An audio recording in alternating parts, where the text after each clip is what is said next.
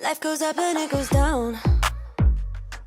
I know my mom taught me that. I figured why we fool around so little, and we keep track of time, being so serious. Before I start my intro, this one is going to be a really quick snippet of what we got up to in Kruger Park. As you can see, the size of those thorns. We're now making our way to Skukuza. So welcome back to my channel. My name is Yvonne and this is STICKYMESS17. My channel is all about cleaning, information, inspiration, motivation, and part of my life. And we've just had a trip to South Africa recently. And as you've just seen, we've got some zebra and giraffe, buffalo, monkeys. That is a wildebeest in the bush there, and as you can see, there has been a lot of flooding in the Kruger National Park of late. It is nice to see that it is so green and lush and so full of vegetation, but it's also really sad to see how much damage has been done by the rain. So we're making our way into Skukuza now. There is a petrol station on site, and I will be showing you around our little villa chalet in a moment. But you can see there's so much standing water as well. The park is absolutely beautiful. There's a mesh on the screen, as you can see on the left there. That is to prevent mosquitoes, monkeys and baboons coming in. We were in chalet number 170, and this is what our chalet looked like. There's a catch on the door to keep the monkeys out. Obviously you're not allowed smoking. There's parking right outside the chalet, and we've got like a little kitchenette thing. Some of them have like a hot plate and that. We didn't have one. We didn't need it because we were going to eat at the restaurant, which I'll show you the food in a bit, on what we actually got up to. But this is a little chalet. It's so lovely. Nice and clean, well maintained. We did have a problem at one point with the lock. The door got a bit jammed, but it was fixed by a few hours later anyway. The rooms have now got air conditioning installed, which was a blessing because I think we were hitting about 34 degrees Celsius. As you can see, the beds are really nicely made. The whole room is clean. I tell you what, those beds are really comfortable. There is an internal safe there, extra blankets, which we definitely didn't need, sheets and lots of storage space, extra pillows, a little bin for rubbish. There was one thing that was missing that I found here I don't like the hand soap bars, but there was soap provided. Plenty of toilet roll. We got 3 toilet rolls there plus the one on the side, and it was more than enough. Shower, as you can see in the grout lines, it is absolutely clean. The shower head's a little bit falling off the wall, but it worked lovely. We had constant heating even with the load shedding, which is load shedding is where the electricity by the government is turned off, or by Eskom. As you can see, the toilet is nice and clean as well, so well pleased with that. And yeah, it's just an all-round nice clean room with air conditioning, 1 socket, that's the only thing, but no complaints. Otherwise, the staff was amazing. The beds were comfortable. Air conditioning when the electricity was on was amazing. And now I'm just going to take you around the park a bit. I'm going to speed it up so you can have a look around, and that you're not being dragged through 4 hours of footage that I've had to edit. But this is just going around the park, the ablution blocks. As I said, there's a toilet in our bathroom, in our little chalet, the restaurant, and you can see there's lots of standing water. We are right next to the river as well, so there's a lot of mosquitoes. This is a malaria area, but we were told that we don't need to worry about malaria tablets, but it is a precaution if you wish to take malaria tablets before, during and after your stay. Now there is a train in this bridge here, which I'll show you from there. I don't know, it looks a lot posher than our little chalet, which means probably a lot more money.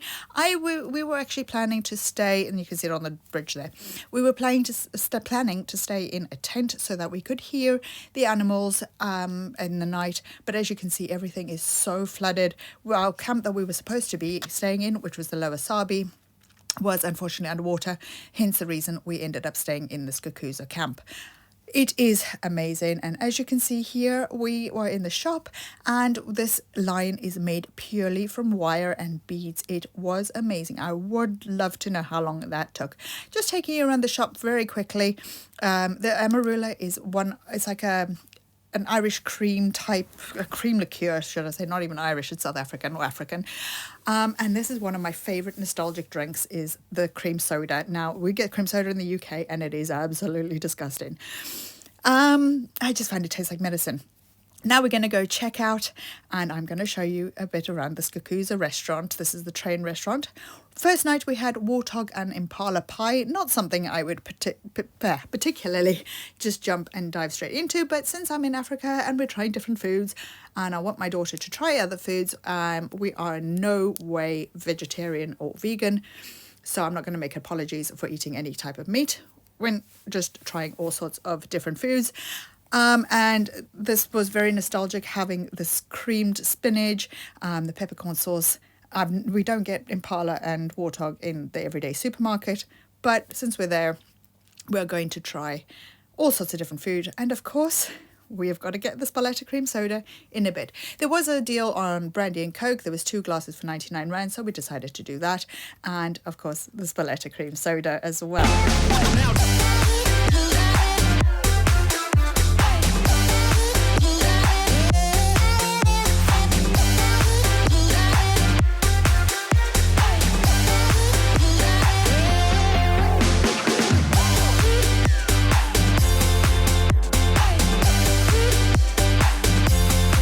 So that was our dinner. The next morning we just went down to the little cafe that you saw at the beginning of the video, and we had a ham and cheese toastie and a bacon breakfast burrito or breakfast wrap, and this was absolutely gorgeous. The only thing that my gut didn't like too much was how much oil was in it, but it was really, really tasty. In a minute we're going to show you around the park. We did stay there for 3 nights and 4 days, and we saw more animals on the way out than what we did in the entire stay.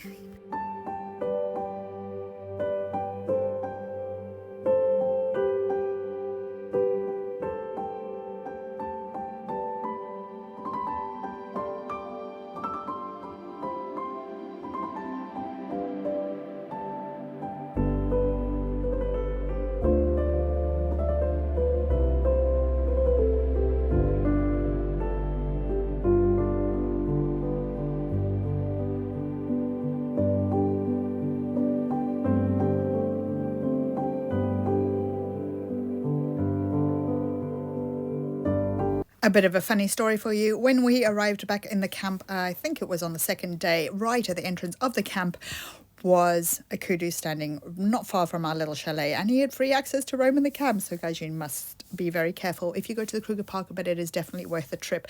There are a few other national parks around the Kruger Park area, but I grew up coming here. I think I've been here 3 or 4 times now, and every time we see all sorts of different animals. We did see on the day we left, actually, or the next day, that the Kruger Park came to a standstill due to a pack of lions just blocking the road, and unfortunately we missed that by 1 day.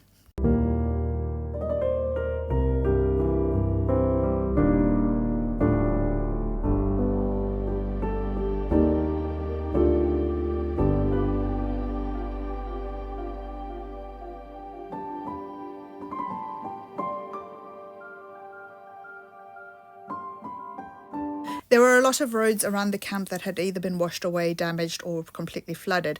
So mainly the dirt roads were impassable, and there was a couple of main roads. We didn't get to go very far, but we did try and venture out and go to the different gates. And as you can see at the different gates, there's all sorts of different things to buy.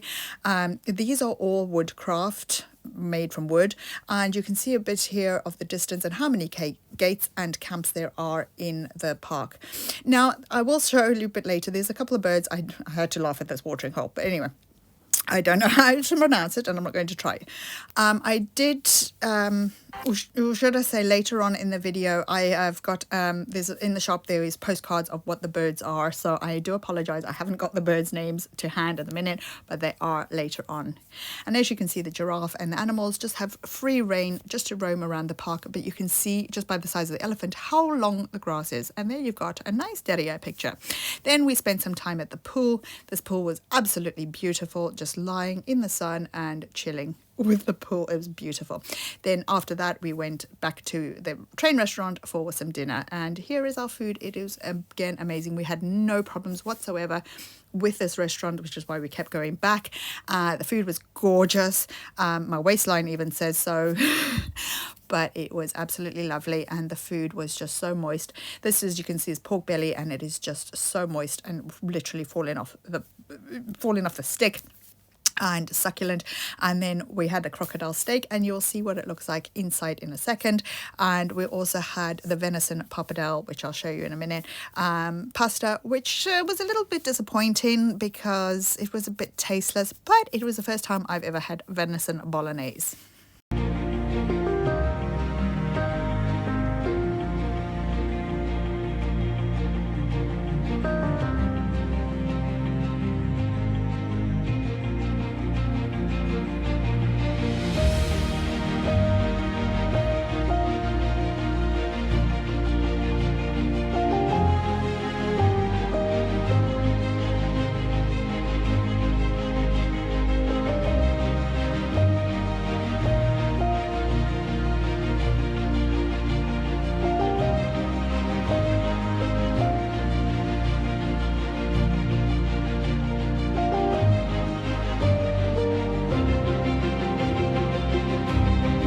There was another thing that amazed me about South Africa is a lot of places still use plastic straws, but these are not plastic straws as we know them.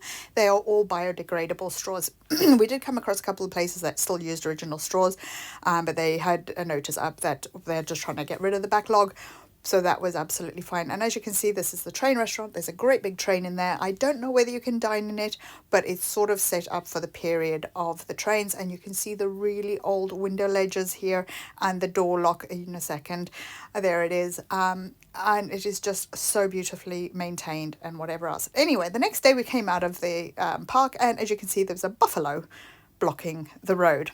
And we're just going to continue now with a few short clips of some animals, and then I've got some beautiful ASMR and very scary on how much water was flowing. But you can see the rivers are absolutely full and flowing so blinking quickly.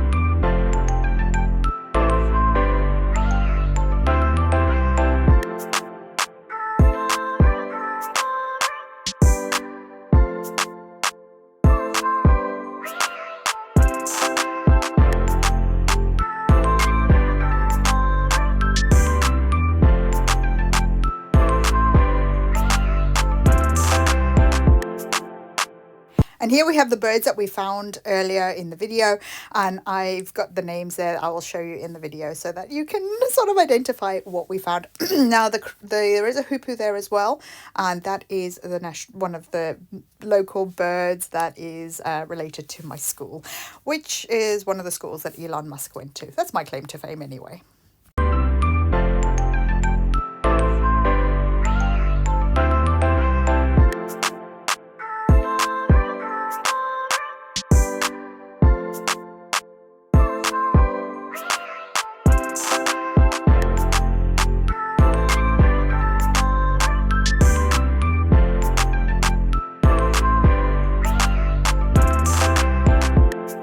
My gimbal had been playing out since the moment we arrived at the airport, so I do apologise. You do keep seeing my gimbal in the corner of the screen. I'm not going to try and edit it out because the shot is just beautiful. But I did find these for, well, I really like them for one of my neighbour's friends, children. A friend that's a neighbour's for a child, and I thought of them when I saw that. Now there's some very close resemblance to some of my family members coming up now. We tried to make our way round to go and see the accommodation train that was in this area, but it was coned off for obviously elite guests, and we are not one of them. So we decided to take a walk around, and we ended up back at the train restaurant from the other side. So we're quite disappointed, but it just shows you how sort of it is movable around walking. But we did go and have a look at the sun as it was about 12:30, and as you can see, because we're in the southern hemisphere, the sun was right above us. This pool we did not swim in. It was 80 rand per person to swim in it, and our pool in the park was free and absolutely lovely. Now I'm going to show you some ASMR, and you can see the volume of the rain that was falling down. This was after about 5 minutes, so I'm going to leave you at it from here.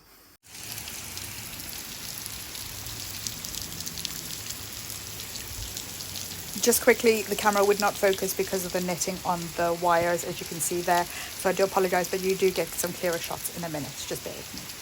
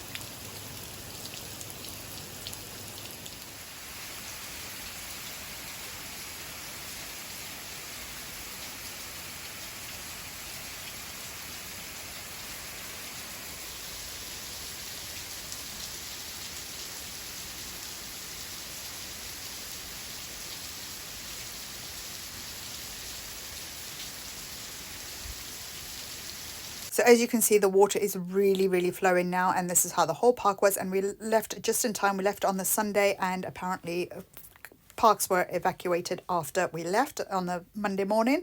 That is a hyena and some more baboons. Thank you guys for watching. That is my 4 days in the Kruger Park, summed up in a nutshell. Thank you all for watching. I will have some cleaning content as well, but I also want to show you some South African content. Take care, look after yourselves, look after your brain, and I'll see you next time. Take care, see you, bye! Life goes up and it goes down. I know my mom taught me that. I figured why we fool around so little, and we keep track of time, being so serious. Idiots thinking it will matter, keep me company downtown before the clock runs out.